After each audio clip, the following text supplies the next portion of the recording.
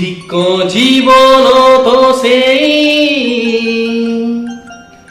ଯିଏ ସ୍କୁଲ ଜମା ଯାଇ ନାହିଁ। ଠିକ ଜୀବନ ତ ସେଇ ଯିଏ ସ୍କୁଲ ଜମା ଯାଇ ନାହିଁ। ସେ ଜୀବনে କିଛି ମାନେ ନାହିଁ। ସେ ଜୀବনে କେବେ ମଜା ନାହିଁ।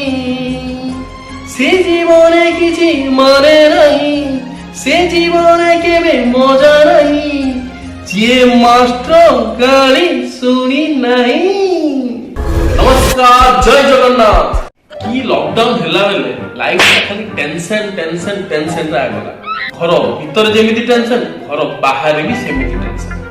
ମୁଁ ଭାବୁଛି ଲାଇଫ ତିନିଟା କାମ ଅଛି, ଖାଇବା, ଶୋଇବା ଆଉ ମୋବାଇଲ ଦେଖିବା। ତା ଛଡା ଆଉ କିଛି କାମ ଆଗା ନାହିଁ। ଏତେ ଦିନ ପରେ ଭାଇ ଆଜି ଡିସାଇଡ କଲି, ଆଜି ଯାହା ହଉଛି ବାହାର ପୋଲିସ ମୋ ଚେସିସ୍ ବେଣ୍ଡ କରୁ କି ଜେଲ ଭିତରେ ପୁରେଇ ଦଉ, ଭାଇ ଆଜି ଯିବାଟା ଯିବି। ଚାରିଟା କାଲ ମଉସା ମୋର ଭାବିବ। କିଛି ସମୟ ଗଲା ପରେ ମୁଁ ମଉସା କହିଲି ରହିଲ ରହିଲ ମଉସା। ତାପରେ ମୁଁ ଗୋଟେ ବିଲ୍ଡିଂ ଟାକୁ କେତେ ସମୟ ଦେଖିକି ରହିଲି। ତାପରେ ମଉସା କହିଲି ମଉସା ଏ ବିଲ୍ଡିଂ ଟା କୋଉଠି ଦେଖିଲା ଦେଖିଲା ଲାଗୁଛି।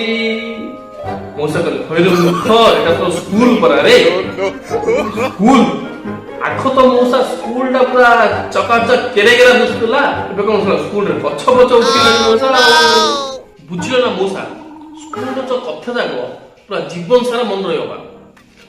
ହେଲେ କଣ ହେଲା ହେଲେ ଯେ ତମ ଲାଇଫରେ ବି ସ୍କୁଲର କେତେ ସ୍ମୃତି ଯାହା ଥିବ ନା, ମୋ ଲାଇଫରେ ସେ ସ୍ମୃତି ଅଛି।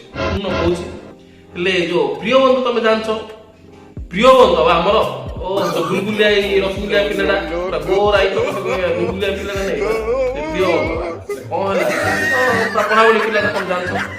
ଆଉ ଆମେ ତ ପୁରା କଲରା ଚିକଣ ଦା ଭଳିଆ ସଳଗ ପିଲାଟା, ତମେ ସେଟା ଭଲ ଭାବେ ଜାଣିଛ।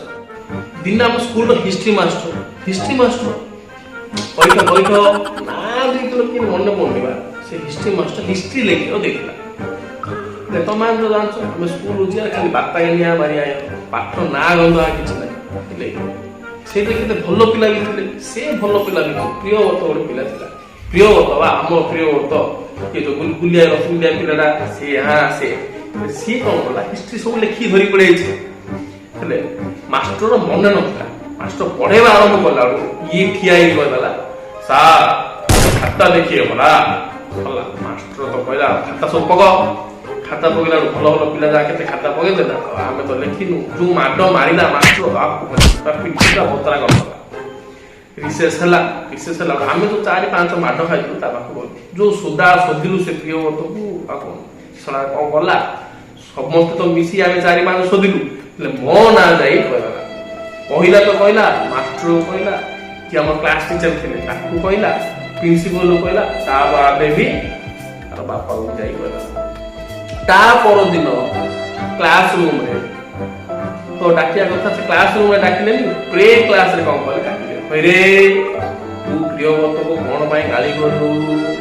ତାପରେ ସେଇ ଯେତେବେଳେ ମାଡ ଏତେ ପିଲା ଆଗରେ କେରକେରା କରି ମାଡ।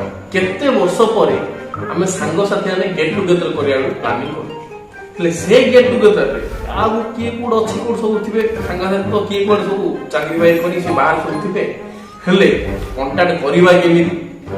ତମ ସ୍କୁଲରେ ବି ସବୁ ଜାଗା ସ୍କୁଲରେ, ଆମ ସ୍କୁଲ ପାଇଁ ସମସ୍ତ ସ୍କୁଲରେ ଯେମିତି ଗୋଟେ ରିପୋର୍ଟର ଥିବ, ଆମ ସ୍କୁଲରେ ବି ସେମିତି ଗୋଟେ ରିପୋର୍ଟର ଅଛି। ତା ନା ତାକୁ ଡକା ହେଲା।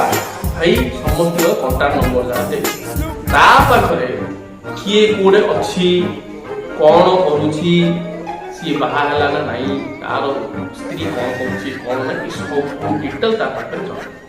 ସମସ୍ତଙ୍କୁ କଲ୍ କଲା ପରେ ଲାଷ୍ଟକୁ ପ୍ରିୟବ୍ରତକୁ କଲ୍ କରାଗଲା।